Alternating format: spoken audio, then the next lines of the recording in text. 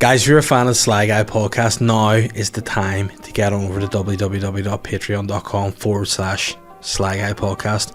For as little as £2 a month, you get all the bonus content you could ever fantasize about, you could ever dream about, you could ever wish to see. You get the extra Sly Guy podcast every Monday. You get early access to this podcast, minus the ads, every Wednesday. You get Dog Walks with Davey, and you get the guest episode on a Friday, which sometimes will just be me and a guest, and other times it'll be the revered psychic in the stand-up podcast, which, by the way, has been described by somebody as follows. Let me go in to my Patreon now saying, this is fire. And if you want to see that fire, head on over to patreon.com/Sly Guy podcast. You want to know how to get there? The link is in the description of this video/audio podcast. Guys, board the windows, try to hide. The big man's going on tour. That's right, I'm going to all the hotspots around the world. Paris, New York, LA, London, nish, mine here. I am going to Macrofelt, Antrim, Derry, somewhere else that I can't remember off the top of my head, Bangor, and Newry. So if you want to come and see me on tour, follow the wee link in this video, get your tickets to any of those iconic locations. And this as well is just building towards, it's a slow juggernaut, trudge along the tracks to the Ulster Hall on the 10th of September, where I will be bringing my worked, my muscled, my stripped down, my pumped up show bits and pieces for your eyes only on the 10th of September. Again, the link is in the description.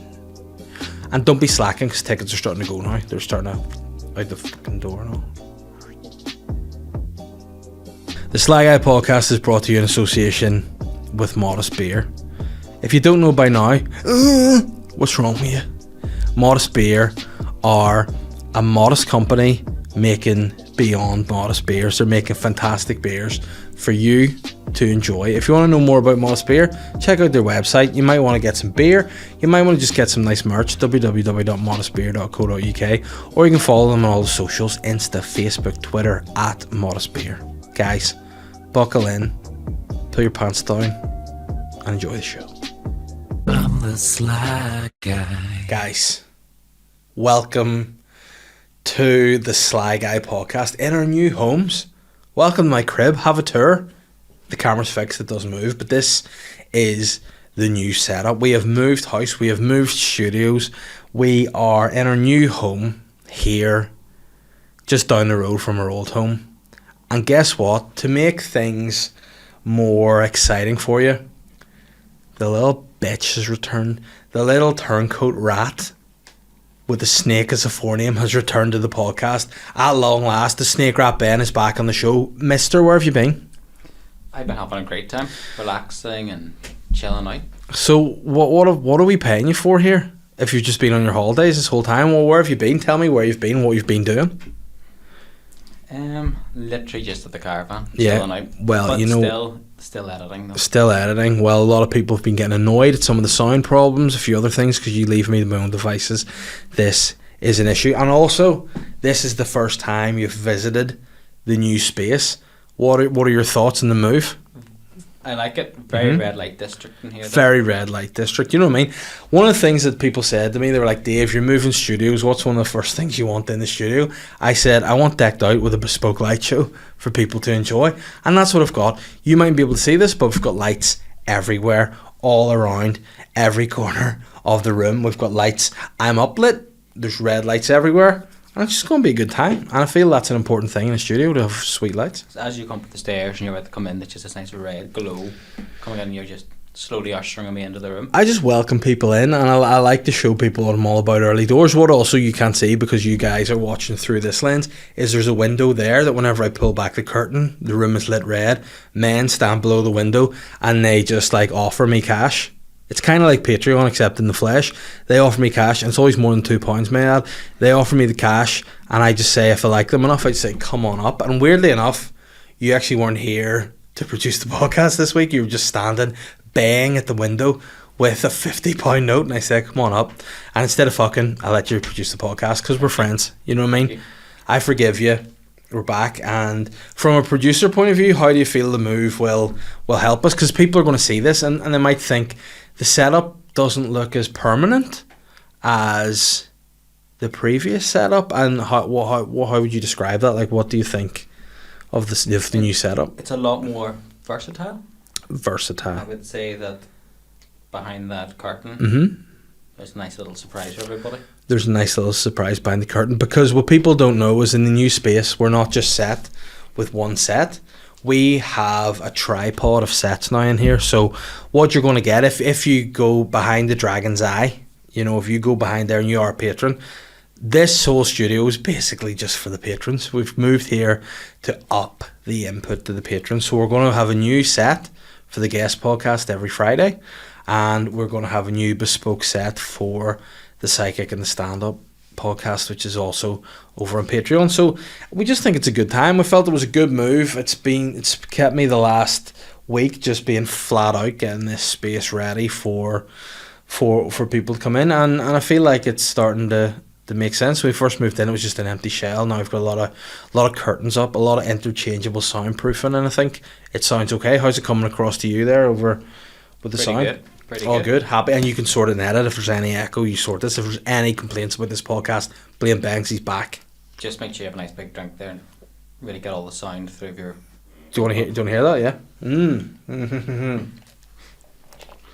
There we go. But yeah, I'm feeling good, man. I'm feeling like it's like we're settling in. I've also got a wee space over there to go and do actual work during the week as well and get my writing and all done. So it's a good move, you know. And now I just want to point out that we don't really read comments on the podcast. We don't. Ben, you normally deal with the most of the comments. The positive ones you don't tell me about, and the negative ones, for some reason, you feel the need to ring me about and go, I guess it's... And I'm like, I don't need to hear that. But somebody had written a comment this week you told me about them. They said that I was a director in 1L Studios, and why am I not in the same studio that like Diona uses or Kieran uses for 1L? Why am I in a different studio? And you know what? It was going to sound quite weird. I'm actually not in the same building. We're all under the same roof. It was all part... I feel like Mikel Arteta, it's the master plan. You know what I mean? It's the process. Master plan's probably an inappropriate phrase to use. Was the master plan something that Hitler did? Was that his kind of move? Was the master plan? I knew he liked the master race, you know, but I don't know why I popped them. Big up the master race, but that was all part of the plan. Unfortunately, again, to whoever made that comment, I respect it. I appreciate you looking out for me, but also I had a lease in the previous place, and whenever everyone else moved that didn't have a lease, hey, I still had a lease for another few months, so I had to kind of stay here. But it is what it is. We're here now. Sometimes the destination doesn't live up to the journey, and the journey doesn't live up to the destination. But I don't really know what that means. We're here now. This is our new home. And how do you feel from a producer point of view? Do you feel more comfortable on that side of the mic? I feel very close to you, but yeah. Yeah, because listen, this is one of the first things we bought was a new table. Now, you might remember the old Sly Guy table. It was a very sexy black and wood table, but we got a round table this time around. And you know why that is? For guests. Again, when we bring guests into the Sly Guy podcast and we bring guests onto the weekly podcast over on Patreon, it just is more conducive for conversation. Because see, in the last one, a straight desk, it was, you just had to look at each other like that. Couldn't really be seen in the camera. So here we go. Got a round desk so we can get more of us in for you guys. And I'm excited. It's a nice time. I've spent way too long in this bloody room over the last week, and I'm just glad now that this is the day that we had scheduled in to record the podcast, and we've somehow met it. You know, we've met the what's the word I'm looking for? Not time scale. Is it time scale? We've met deadline. The time scale, the deadline. We hit the deadline, and we've succeeded. Because I was a bit worried that we mightn't have had the soundproofing up, or we mightn't have had some of the other bits and bobs together. The light show, I was worried we mightn't have the light show working. It's all going. And here we are, and this is our new home. So guys, thanks again if you've been with me from back in the day of doing the weird podcast in my garage to being here in what I believe will be our... This mightn't be our final form, but it will be our final destination, I believe. I think at some stage you need to make a return to the city of Bangor with the podcast. Now, listen, we all know my love for the city of Bangor. We all know how much I love the city of Bangor, how it is home. The only thing is Hollywood. It's a good Hollywood. I would describe Hollywood as a good stopgap. You know, it's good for people. It's slightly closer to Belfast, so for guests, it's easier to come down to Hollywood for the day than it is to travel the whole way to the city of Bangor. Plus, some of the guests that I've had in the podcast, I wouldn't actually allow access to Bangor. I wouldn't want them to be in Bangor. I wouldn't want them to know where I live in Bangor. So I think it's safer to just keep them at a neutral location here in Hollywood. And I just know you want an easier commute to the podcast, which I mean, I think 15 minutes from your house to here is a bit much. Did they not offer you the run of the Queen's Parade when it was built, though? You could have the pick. Yes, but it's still getting guests there. There's only so often we can have 5 Vance in the podcast if we just go to Bangor. Just be 5 Vance and Gary Lightbody flat out every single week, which I mean wouldn't make for a bad podcast, but you know, it is what it is. But I'm feeling good. Yeah, I'm relaxed. I'm feeling fresh. It's good to have you back. Can I ask, from your producing perspective, have you been listening to the podcast over the last few weeks, or? I have been. You have, and how have you found them? Very enjoyable. Really? Yep. I was going to say I thought the last one was shit. Maybe not shit. The two, not last one, the one before that. I thought that was potentially the worst solo podcast I've ever done. And then I noticed numbers on the YouTube have dropped, and I want to address that. I want to address that because I feel like there's a conspiracy against me right now. I hate to sound like one of those tinfoil hat guys, but I've started to do another podcast with my friend William Thompson. It's called Are You Ready? It's a wrestling podcast. It goes out in the same channel as this podcast goes out on, and both episodes have been blocked by YouTube. YouTube are trying to usurp us and screw us. Ben, there's a risk we might lose our channel, and if that happens, we'll have to start from scratch. It's not ideal. No, it's not ideal, but we can keep challenging YouTube, or what we could do is just not put videos into any more of the Are You Ready podcast for the sake of saving the channel, because the channel has just grown a lot in the last few while. It's been a lot of work to get there, but we'll keep going. Would you be sad if we lost the channel? Yeah, be sad to start again. Yeah, it would be sad, and then all those old videos and all we put up and stuff would be. But this is why I'm saying, people, get on the YouTube, subscribe, help us not get killed by YouTube, help us not get killed by the man. Isn't that it? We're just a little independent podcast trying to make people laugh of a Thursday or a Wednesday if you're a patron, more so when you're we would prefer to make people laugh on a Wednesday and we do it on a Thursday, because the patrons we care about more than just you regular freebie little freeloading bastards out there. But anyway, get subscribed to YouTube and enjoy it. It's going to be a lot of fun over there. It's going to be a good time, and it's nice. And what are you doing over there? Your eyes look real. Are you looking at the YouTube channel, or are you doing something else? Just looking at the YouTube channel. And what do you see over there? Nice comments and videos doing decent enough. Yeah, I think so. Apart from the blocked ones. Yeah, the blocked ones. But listen, we'll get past that one day. I don't know whether it's Vince McMahon himself has come to get us, because, you know, hopefully he is coming to get us, and then we end up making allegations against Vince McMahon, and then he has to pay us hush money of £3 million, because that seems to be what he does. I would take that. You know, I would take that quite comfortably. So he's only getting a new studio. That's what's going on then. Yeah, I mean, maybe that's what's happened. I've just agreed to deal with Vince McMahon, being like, listen, all's good. We're moving studios. It is what it is, and that's a good thing too. See, the studio, it is actually going to be a little bit dearer in the old studio, but hey, you get what you pay for, don't you? And how do you feel in terms of the what do you think are the benefits of the new studio compared to the old ones, Ben, from your point of view? First, yeah, parking. There you go. You didn't like the parking before, did you? What, in the old one? Yeah, because there wasn't any. Correct. We just did the park on the high street in Hollywood. We actually did have a space to park in. If you recall, did you hit your wing mirrors the first time you parked down there? Yeah. Yeah, and the thing about that also is there was a car park which was in my lease that said you have access to this car park. Then during COVID, the car park got just a load of outside seats built there by Paddy McDonald, no less. He built these outside and took my car park, which was included in my rent. So, I mean, guys, I should probably, if they don't give me my deposit back, so help me God. You'll come for them for their car park. Yeah, I will go and I will burn Paddy McDonald's seats down. I was going to say his house down, but that'd be entirely, completely out of order. and wouldn't get me anywhere, and Paddy would probably come and kill me afterwards. But I would burn the seats he built down just out of principle. But yeah, it's a bonus. And what about the steps? Are you happier to be not have to do? there's probably a similar amount of steps, but they're not vertical. Yeah. Which is very helpful. Yeah, it's definitely helpful. And the toilets as well. Look, you know, you can do poos and pees in there. There's a peck of toilets. I mean, it's quite... A peck of toilets? Peck. Oh, a peck of toilets? I thought you said a peck of toilets. I was like, does that mean like a fucking herd of geese or whatever they say? Or gaggle of geese? There's a peck of toilets in this place. But yeah, there's a couple of bugs. Basically, the one thing that is weird, one of the toilets is just in the kitchen. So like if you want to take a big turd and then someone has to just cook their lunch, it's not really ideal. But I do insist upon doing shit there with the door open when people just out of social, you know, interaction. I'm just a social guy. I'm a social cat. I like to talk to people, and that's how we do it. So it is what it is, and here we are, all good. But you know what's not a fun experience? I'd actually forgotten about moving out of...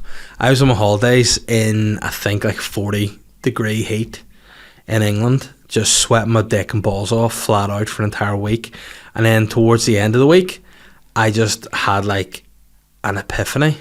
I think that's the phrase. I'm not sure exactly if it is, but you know when you just remember, you're like, oh fuck, I have to move out of my office and into this new office next week. So I had like a week to get out of the old office. So as soon as I got home, I had to like start clearing out, and I didn't really have any help getting cleared out that much, which was a bit of a bollocks, because I asked Ben to help, and he actually, I think I texted him, was like, could you come and help me move some stuff out of the office? And I think you replied, fuck off, I think is what your text said. Would that be right? I said, would you? Oh, right, okay. Would you fuck off? And I was like, all right, sweet. So I had to then go and like unscrew all the desks, take down all this furniture, and can you imagine how sweaty I was? All soundproofing up and down the stairs. You didn't have to make it though. I know, well, it was extremely hot, so I felt being nude would have helped, you know, also, and it's directly opposite a police station, so that gave me a kick as well, the fact that I was just naked, right, like literally taunting the police with my balls and dick, you know, being like, hey guys, come and arrest me. And would you believe it, shockingly enough, they didn't do fucking nothing, the police, would you believe it? So yeah, I was, like, I thought I was Tom Smith, my Fitbit thought I was Tom Smith, the amount of stairs I was covering that day. I was up and down the stairs like nobody's business, and it actually kick-started my health surge that I'm on at the minute. I don't know, again, you've not seen me in a while, and you could be honest, if the answer's no, it's no, because what's happened is from the last time you see me, I got way fatter, and then now I feel like my weight's going down, I'm feeling fit, I'm feeling healthy, I'm hitting my steps, I'm feeling good. But do I look any better shape? Do you look more lean and taut? Nice, I like that. That's good, because I would have appreciated also if you had just said no, you just look the same. I'd have gone, all right, that's fair, that's your opinion, but you know, that's where we're at. So yeah, I'm feeling good. I'm on a bit of a diet at the minute. I'm trying to lose weight. Now I know over the years people have listened to this podcast, and it's been a constant kind of struggle of mine, and I've been on fad diets, I've lost weight, I have put weight back on, blah blah. I feel this time I've had a real like eye opener, and I really want to make the change. And this week I've, you know, had a really good healthy week, so with any luck I'll not get any injuries or any flipping colds or anything to kick me off, and I'll hopefully, you know, fire through it and actually get the pounds off. You know, my target is to lose 25 kilograms, which whatever that is, I don't know what that is in stones, I don't know what it is in pounds or ounces. Are you going to Google that over there? It's 3.9 stone, so 4 stone. 4 stone. Well, I mean, I think that's very achievable. It's a lot of weight, but I feel like I could get that off. Your daughter's probably. Yeah, my daughter's about probably 4 stone. I've lost 7 already, so Google whatever that is. 7 kilograms, and that's since I got back from holidays 3 weeks ago. So, and that's just from 1.1. Nice, 1.9 stone, nice. But it's funny too, because I normally, like this week, for example, I got up, I had a really good week this week. I ate well, I trained hard, I got my steps in. I was up and down to this office flat out, you know, so I was putting in the manual labour, a lot of painting and decorating this week. And when I got in the scales, I was expecting to have lost potentially another 2-3 kilograms. Nothing. If anything, I put on a kilogram, and I was like... When did you weigh yourself? First thing Monday morning. Had you been to the toilet yet? I did a poo, and no, I didn't do a poo yet, I did a pee. That's where you've gone wrong. Yeah, but I don't know, I did it, and it made me cross, and in the past I would have gone, this is it. God meant me to be fat, which is always my excuse. And it's like, God wants me to be fat. Ugh. And then I just go, I'm going to do what God wants. I'm a Christian. Give me McDonald's. And then, but this time I went, you know what, God, not today, mate. And I went, I'm just going to go and get some porridge into me, and I'm going to walk the dog, and I'm going to walk the dog in reverse. You know what that means? And I don't mean like I'm walking him backwards. I'm not moonwalking with the dog, but I'm going on the reverse route that I would usually go. So normally you go down a very steep hill to start, and then you have a gradual incline. Whereas I went down a gradual decline and up a very steep hill to finish, and I got sweaty. See, a lot of people lose weight. They're like, why are you losing weight? For the kids, for my health. And you're like, prove God wrong. Yeah, they just say, God, listen, you're not getting me. I know you want me to eat the breakfast bap from McDonald's. I know you want me to get a breakfast bap, maybe even a McMuffin as well, just to double up. But I don't know, I just think it really hit me that it was like, I am fat. And just like, I've been fat. I've been fat for a long time, and I don't really want to be fat anymore. But usually I find with my weight that it's a bit of a vicious cycle, because I get down about something, or I'm really frigging up the eyes and something else, and for that little bit of pleasure I eat. Obviously not a little amount, but I eat, and then that sort of sets me back, because once I eat I'm sad again. So it's like a temporary lift to just be miserable again. So this time around I was like, you know what, I'm damned to get this off me. And I just keep thinking about my girls too. My 4-year-old's starting big school, and by big school I mean P1, not like actual, she's not going directly into grammar school at 4 years old, but she's starting primary school. And I don't want to just be that fat dad that can't do stuff. You know what I mean? I don't want to be the dad that doesn't compete at like sports days. I also want to be the dad that when he goes to pick her up from school, he can just do it in a Speedo if he wants someday. I don't want to just be the dad that, if I want to go to the primary school in my Speedos and collect my daughter, I can do that. I don't want her to be made fun of because her dad's disgustingly fat. And yes, if you've been listening to me on any podcast for about the last month, you'll have heard me say that my mum called me the fattest person she'd ever seen in her life. Which is such a load of bullshit, because I've been on holidays to Florida with her, so I know she's spoofing. But I want to spite her, I want to spite my mother. So God can suck it on one hand, and my mum can suck it on the other, and that's my two motivations. Normally, like, yeah, my kids, I want to be alive for them. Fuck that. That's the down the line. If fuck God, fuck my mum. There you go. And in fact, fuck them both together. Do you think that's a 30-year-old thing? What do you mean? Getting that point where you go, I need to lose weight. I don't know. I think you cruise through your 20s being like, I literally walk around the block and I've lost weight. And once you hit your 30s, you go, fuck, this is a lot harder to shit. Yeah, but I don't know. Do you have any? Because I know sometimes like you are a man who doesn't need to lose weight. Like I look at you and go, you don't need to lose weight. But there are occasions where you would be on like little fads of like you're doing your training. You're like, I would say, would you like a coffee? And you're like, nah, I've got my coffee with me. Now what's another thing? See, if you want to make a coffee here, you can in your space. You don't have to bring it with you. Just have to talk to you sitting on the toilet with the door wide open. Just have to talk to me shit. And another thing I do, which is weird, is I don't keep my dick in the bowl when I'm doing the shit. I like to air it. So if I need to pee, I'll tuck it into the toilet. But if I'm just doing a shit, I'll have my dick out as well, so you can see my dick and smell my shit. And you bring the milk in with you, so they have to come in to get a wee top up. I do, and I mean, if I'm not pissing, you're going to see my dick as well, so it is what it is. Which, by the way, speaking of seeing my dick, my show is called Bits and Pieces, right, at the Ulster Hall, and the tour I'm doing, whatever else.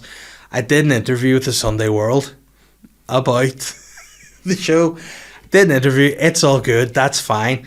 Then they go to me, they're like, that was a fun interview, Dave. The guy that interviewed me, Richard, top guy, I've been interviewed by him before, a lot of time for him. The headline of the article was, Dave wants to show you his bits. Never once in that interview did I say, I'd like to show people my bits. Never once. But that's it. Now, if you don't know me, or you don't know that I'm a comedian, and you just happen to see a guy in the Sunday World going, I want to show you my bits, the next line is likely to say, was arrested by the PSNI, had his hard drive taken off him.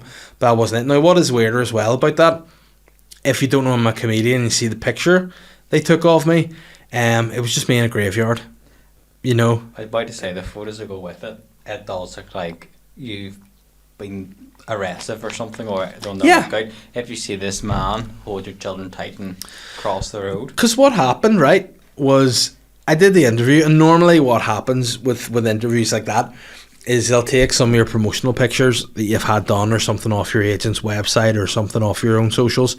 They'll put the pictures up. I got a phone call being like, Dave, we feel that this piece about you wanting to show people your bits would be best accompanied with a bespoke photo shoot. And you know I love anything bespoke. You know I can't say no to, once the word bespoke is mentioned, I'm in. So he rang me, he was like, listen, I have a photographer coming. And I went, okay, I mean, he must be excited to see me.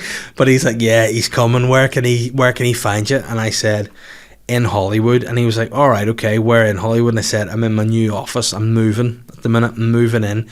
I'm here all week, flat out, getting the light show and getting the painting and all done. Send him there. I'll throw a change of clothes on me. We'll go for a photo shoot. And he was like, sweet. So I went down. I met the photographer. He was like, where do you want to do this photo shoot? And I said, I didn't want to do a photo shoot. You guys said you want to do a photo shoot, so wherever you want to do a photo shoot, I'm happy to do a photo shoot. And he's like, do you have an office up there? And I said, yeah, I do. And he goes, we'll do a photo shoot in the office. And I was like, okay, say photo shoot more. So he's like, all right, we'll just get started on this photo shoot. So they came up to the office, which at that point was just bare bones, really. I painted one wall white and one wall a secret colour that you'll see if you subscribe to Patreon and see the guest episode. But it was very bare, and he was like, what's that? And then he looked over the corner, and it was a box of dildos. No, it wasn't. He looked over the corner, and it was a picture, pardon me, of the poster for my Bits and Pieces show, which was in the background of the old Sly Guy podcast. I'm sure I'll feature somewhere soon. And he said, can I get a photo of you putting that poster up on a wall? And my first thought was, how self-indulgent. Like, there's going to be a photo of me hammering a framed picture of myself onto a wall. And then he was like, that's great. So there was a photo of me like hanging it on the wall, like he took loads like that, and then he goes, stand beside it. So and I stood beside it, and he goes, make a silly face. So I made a face like that. I was like, what's a silly face? So I went like this a bit in the photo, and it just is like the most horrible little stupid smug photo of me you'll ever see that he took, and he put that beside another photo. So once he did that photo shoot, he was like, right, he goes, the photographer's exact words were, man, I'm so fucking sick of unnatural light. I want to see you basked in God's sun. And I said, don't you talk to me about God right now, because I'm here to spite God, alright? Fuck him. So he's like, right, well, where would be good for a photo shoot? I'm like, we're in Hollywood. I said, like, we could go down to the beach. We could, basically go anywhere. We could get up the high street. There's the Maypole. You could do that. And he's like, what's that over there? Points over the Priory graveyard. I'm like, what's the old Priory and a graveyard? And he goes, nice, we'll go over there, get some photos of you in the graveyard. I'm like, alright, well, this is going to be definitely a different tone to what I expect the article to be, having done the interview. It's an article entitled Dave Wants to Show You His Bits, and now I'm in a graveyard. First thing was, he's like, can I get you lying on that? And he pointed behind me as this big flat stone thing. Turns out just a full gravesite, a flat, like a tomb almost. He's like, could you lie on the tomb? I'm like, could I lie on the remains of a person and get a hilarious photo? No, probably not going to do that. And he's like, yeah, that's probably fair.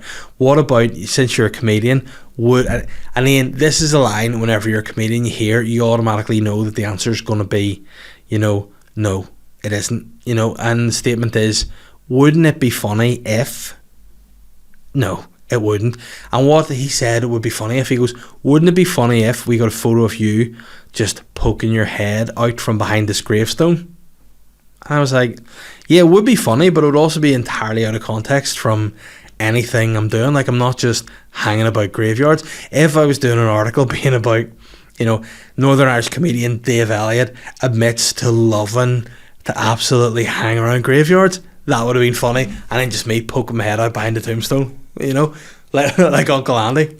That would have been funny, but not to promote a show in the Ulster Hall with nothing to do with me being in a graveyard. So I said, how about I just like lean against this wall. It's a pretty generic wall, albeit it's an ancient church wall. I just lean against the wall and it kind of chilled out, and we got a few photos against the wall.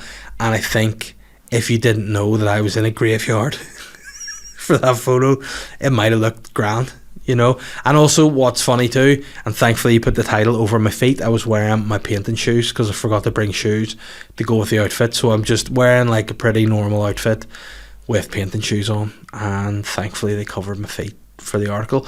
But that was a fun experience this week, getting the photo shoot taken.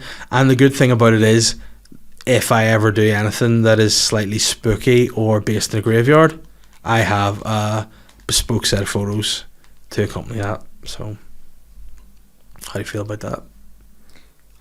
It adds a bit of more context to... Yeah, because did you see the article? Yeah, I had a look at it. Nice. And did you what did you think when you saw the photos, or did you get any? When I first saw it, I was looking through Facebook and I didn't see it was you. And I was like, oh god, it's one of those stories about fucking some weird guy. I mean, and that's called spade a spade. It was a story about some weird guy. And then I was like, I want to show you his bits and pieces. I was just like, that makes sense now. Yeah. But I wasn't because it was me, or because my show was called Bits and Pieces. It was just one of those ones where initially you're just like, what? It was a very interesting choice of title and photo and everything.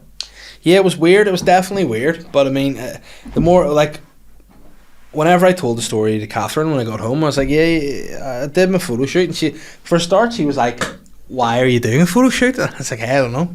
They want to do a photo shoot, so who am I to say no to a photo shoot, you know? Can you make a point now that every time just do it in weird places? Like next time, picky pill, going on one of the swans, just... Yeah, just absolutely nothing. Dead face, just on a swan. Yeah, up the diggers, Samson and Goliath at Harland and Wolff for no reason. Nothing to do with the show at all. No, but by the way, also I'm 10 out of 10 terrified of heights, so that would be a hilarious photo of me just being shit scared up on those.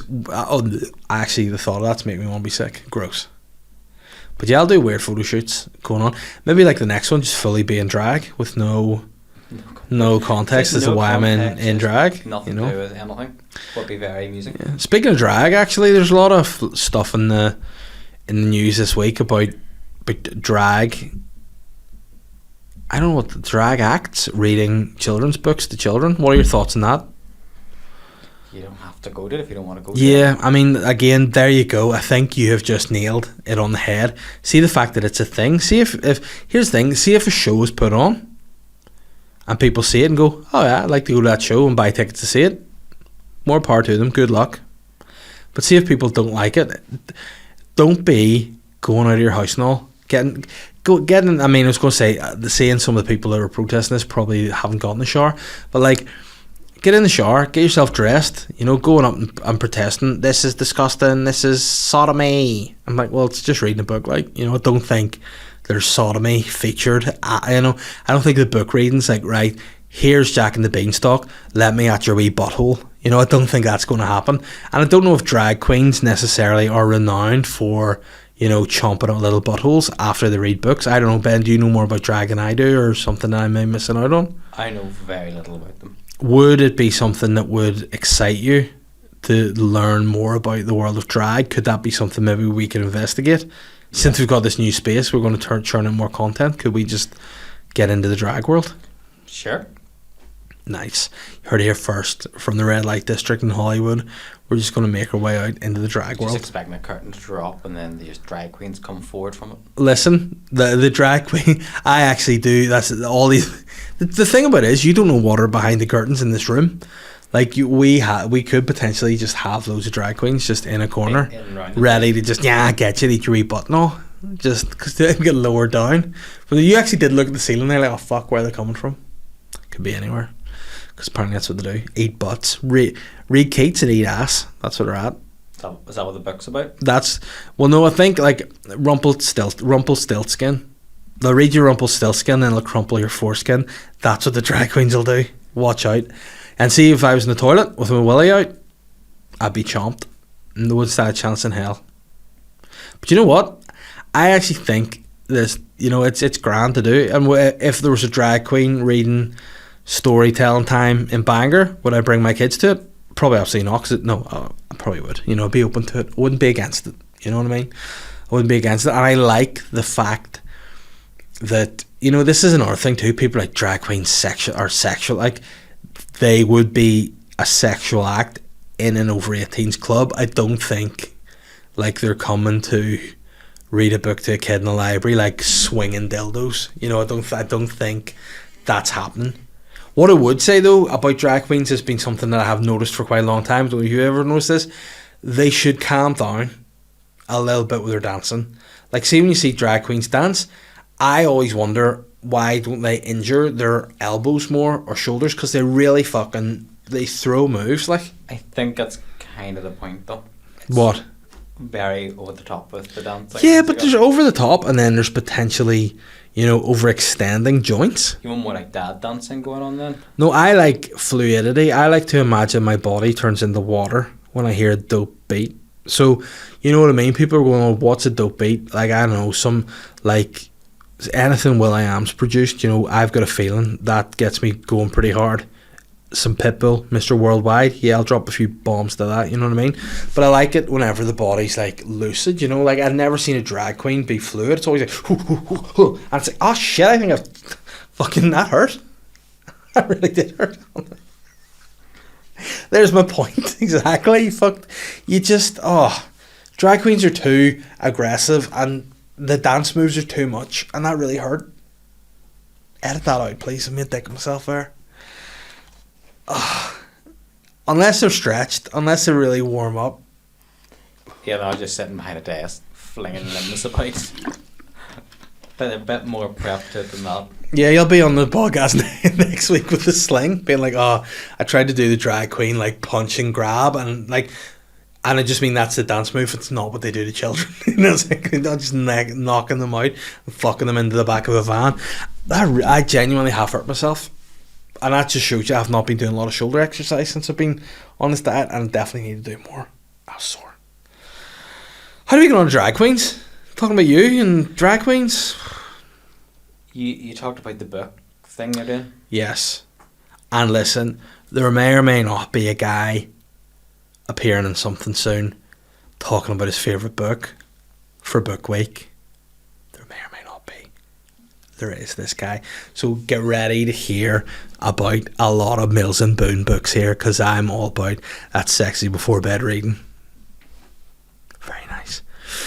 Yeah, I shouldn't have thrown as much into that, Ben. You know, I shouldn't have done that.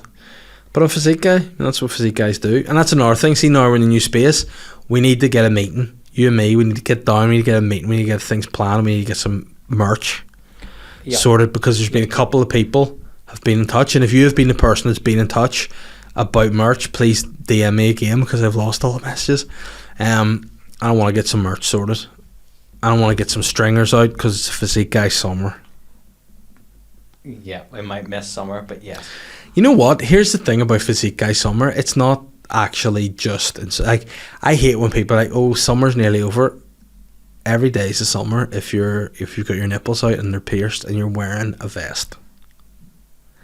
So I'm saying, would you get your nipples pierced if I got you a vest? What about that for Patreon content? We'll go to the tattoo parlor and get our nipples pierced. Yeah, if we get enough, we'll go together and get them done. Wow, so we've just said that we will get our nipples. How many patrons would we get to get our nipples pierced? I'm going to have to go extremely high here. Right, so what are you going to say? Hold me to this. Okay, 1,000? 1,000. Right, we're at 230 at the minute, so a bit to go. But if we get to 1,000, we'll Ben and I go get our nipples pierced. There you are, and like that, we'll hold you this. What episode's this? What date's it going out on? Let me check. I've actually disconnected my shoulder, I really believe, and I wish I hadn't have. So yeah, Thursday the 11th of August 2022. Hold us to that. That's the day we're getting our nipples pierced. If you've heard it here first, we'll get our nipples pierced if we get 1,000 patrons. That means you have to hold off getting yours done now. Yeah, I mean, I was gonna. What the grand plan is, what we'll do, we'll get one nipple pierced if we get to 1,000. If we get to 2,000, we'll get another nipple pierced. If we get to 3,000, we'll get a Prince Albert.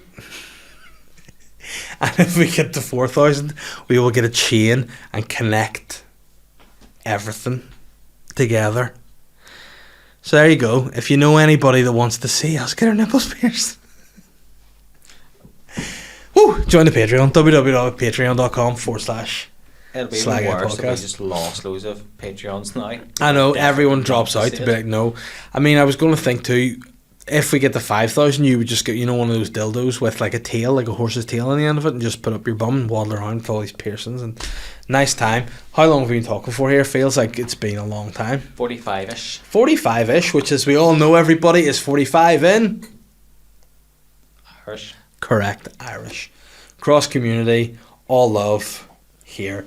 Let's do some questions. Is there anything else you want to talk about or plug before we go? No. I am happy enough getting the questions and Getting home to your family. yeah, Nice. that would be ideal. Nah, fuck them. Listen, where the drag queens have stolen them. Stay in the You're red light gone. district. Stay in the red light district and just have a good time. Let's see. Naomi has said that's some erection and sent me a link. I don't know if it's worth hitting. Oh wow. I mean, this is appropriate because we've spent a lot of time chatting about graveyards and this. A grandma's dying wish was to have a giant dick on her grave. There you go. There's a photo. Ben, you can pop this up on the screen for Didn't see people. that during your photo shoot, no? No, I didn't see this because again, if there was a giant dick gravestone, I would have definitely got on top of it and got a photograph for sure. But it's a lot of fun. Indeed. Right, okay. Yeah, I mean, you know what? It's a weird wish from this granny to have a big dick on her gravestone. It's definitely a weird thing. Her name's Katerina Orduna Perez, which is nice. Her family unveiled a completed monument, a 5.5 foot tall cock and balls that weighs nearly 600 pounds, mounted at her tomb in the cemetery in Mexico as a recognition of her love and joy for life. Yeah, I mean, it's different, weird, definitely a bit weird. Oh wow, there we go. There's the finished piece, which kind of bizarrely, actually, Ben, you can pop this on as well. Looks a lot like my house. I don't know. Weird. The thing is, Uh-huh. that doesn't just get made. That's been planned and designed, and they've gone, no, more veins. Yeah, I mean, it's like this. But what the thing about that is, that woman's family, like, she's dead. So, like, her son's probably been like, she prefers it to be more veiny, please. And I mean, there's no mistake in that as a penis. It's not like you might be like, it's just a little, like, it's a gargoyle or something, you know what I mean? And what I love about it, there's an unveiling of it here as well. Her gravestone is being unveiled by her son. There's nothing I would like to do less than unveil a penis on my mother's grave. I think that's something I would like to give a miss for sure. John Joe has said, the way Brazilian / Spanish footballers sometimes just use their first name on the back of their shirt? If Nottingham Forest finally get this Dutch guy Hornkamp, would you be tempted to get a shirt with just his name on the back? For those of you that don't know, the footballer whose surname is Hornkamp, his first name, and this is not a joke, happens to be Jizz. So what John Joe wants to know is, would I have jizz on the back of my shirt? And the truth is, yes, I would, because actually the very first shirt that I ever got in my life had semen on it. So I think as a 35-year-old man, I'm absolutely not against having jizz on my shirt. So let's hope Nottingham Forest sign Jizz Hornkamp and I'll just get jizz in the back. I mean, not that Hornkamp's any better. Like, what's his parents doing? Being like, he'll be bullied with the surname Hornkamp for sure. Like, Hornkamp. Like, he's a horny camp guy. How can we name him something that's gonna stop me and Jizz? Alright, Jizz it is. Jizz Hornkamp. Wow, welcome to the Premier League. Laura has said, any plans to do any shows in Glasgow? Have I any planned? The answer is No, not yet, but do I have them in my mind to do potentially towards the end of the year? Yes, absolutely, 100%. That is an option. So if I am in Glasgow, I will post about it on here, and you will see it. So yes, I hope to be in Glasgow by the end of the year at some point, but it's not set in stone yet, like that old lady's penis gravestone. Chris Reesey, and I mean this again with love of my heart, get fucked. Like, your questions melt my brain. Like, every time you ask me a question, I get so confused. Like, what was the question I got super confused at when he asked me about, like, life after death or something? Or, like, I remember really pondering it. This one is, where does a thought go when it's forgotten? Have you ever watched Inside Out? What is Inside Out? A Disney show. That might be the answer. Right, okay. Well, you can also get fucked more than Chris Reesey can get fucked, because that's confused me. What does that mean? But it's like a child's brain. Oh, is that the show where they're like little colourful characters that are inside? Yeah, so it's easy to learn. It keeps your attention. Okay, well, I just watch Vampirina on and Bluey on Disney at the minute. Well, maybe in a couple of years she'll be ready to... Right, okay.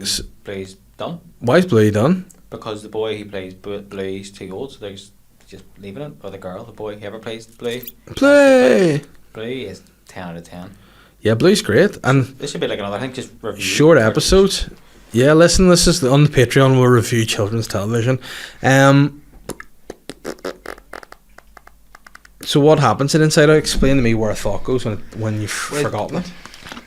It's basically like memories and emotions and things, and as you get older they change, and when you're a teenager you have different emotions, and then things get left behind and they kind of like blur out as they get forgotten about. So basically nothing happens to them. They just erase? They just get fucking forgotten about. It's not that deep. Oh shit, alright, fucking hell. Ben, it's not that fucking deep, Chris. So they just get forgotten about, I think, is the answer. But again, you've got me pondering, and then I don't want to start thinking about the metaverse or any of that shit, because that confuses me even more. Joel McGonigal has said, will you be applying for Big Brother 2023? No, Joel, I won't be, although I do think I would do well in Big Brother. I think I'd be an entertaining guy. I would find it difficult though, being filmed 24/7 with my unique toilet technique. I feel like shitting with my dick out of the bowl would probably be considered inappropriate and indecent exposure, but listen, give it a rattle anyway. Jack Reardon has said, hey Papa Bear, not a question, but just to say that I told a couple of people I met on holidays in Egypt to listen to your podcast. Hopefully you'll become the new Mr. Worldwide. Love the podcast, love you, keep it up. Hey Jack, that's the most classic thing I've ever read. I'll keep my eyes peeled for potential Egyptian listeners, and hopefully we can become big for the likes of like Mohammed El Nani and Mohammed Salah. Hopefully those guys will get into the podcast and we'll have a lot of fun. But I have big respect for Egyptians, and hopefully we can show you a feral time. Like that, did you? A feral time? Feral, like a... Yeah, no. You get it? Yeah, sweet. Patrick Quinn is back in the UK, as Scooter would say. I want to wish you massive good luck for the Bits and Pieces show. So glad to see you continue to get the recognition and platform you deserve. On a side note, have you ever done a show very drunk? I love that real heartfelt listen. I'm glad to see you doing well, which I appreciate, Patrick. And I'm glad you're home safe, and I hope you're settling in well and you're not struggling in any way, because it's a culture shock. He spent a lot of time in China, which by the way is very interesting, and perhaps I'll get you on as a guest someday, because I have a lot of interest in China. I'm like Donald Trump, I have a lot of interest in China, and you could be the man to fill my brain with knowledge. Why are you looking at me like that? Well, see, when I mention my brain and knowledge, you just sort of go, you say I'm not a knowledgeable guy. I didn't say a thing. Sometimes a look speaks 1,000 words, Benjamin. Anyway, have I ever done a show very drunk? Yes.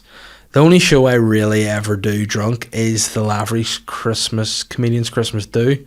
and I haven't done it in the last few years because of COVID. So, you know, I'll probably do it again drunk, and yeah, if it ever comes back, we will do that. But that's the only show I really do drunk, because the thing about it is, right, when I first started doing stand-up, I had to drive to a lot of gigs, so I just didn't get into the drinking element of it, and I do treat it a bit like it's a job, you know. Now I wouldn't like to, it's not a social thing for me. I like to work my material, I like to do my jokes, I like to go home to my family, you know, so I don't really drink. And now, thankfully, I think it could be one of those things that if you do it drunk, you have to kind of, you believe you can only do it when you're drunk, you know. It's kind of like, you know, whenever I'm, you know, having sex. Ian has said, why was everything better in the 1980s?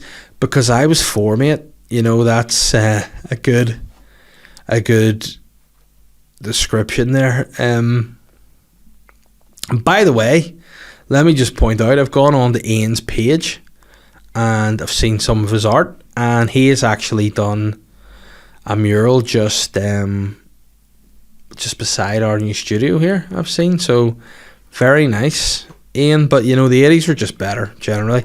I was created in the 80s, and you know, the world became a better place after that. Keith has just shared, looks like some sort of tiling work with me. Respect, Keith. And Sam has asked the last question today, who's the greatest rapper of all time? Again, you don't want to get into this too much because each to their own, they have an opinion. You know, there's different things to weigh up. For me, I would say the best rapper that I like to listen to the most is Dr. Dre. Now, people will not necessarily say that he is the best rapper, but in terms of like his albums and his music, he's my favourite. So probably Dr. Dre. But in terms of an MC, it's hard to look past the likes of Ice Cube, really. Jay-Z. You know, other guys got, but old school rap's definitely better than new school rap. Current rap is shite. Any new song, hey, fuck off. Give me a fat beat, talk about hoes and lowriders, and just get Snoop Dogg coming on to go shit, and then that is a great song. So guys, thank you for listening to the first podcast in the new studio. It's one in the can. I nearly said one and done. Hopefully it won't be. Will you be back again, Ben, or are you going back to the caravan and going to force me to do solo podcasts by myself? Might go back in hibernation for a while. This is quite tiring on me. Right, okay. Well, I mean, you can't work, you know, once every 3 months. It's not a feasible thing. So hopefully, there's certain people in this country who do. I know, the politicians. Oh, classic. But listen, there you go. That's all good. Thanks for listening to the podcast. Subscribe, buy tickets to the shows, and I'll see you about soon. Cheers. I'm the Sly Guy.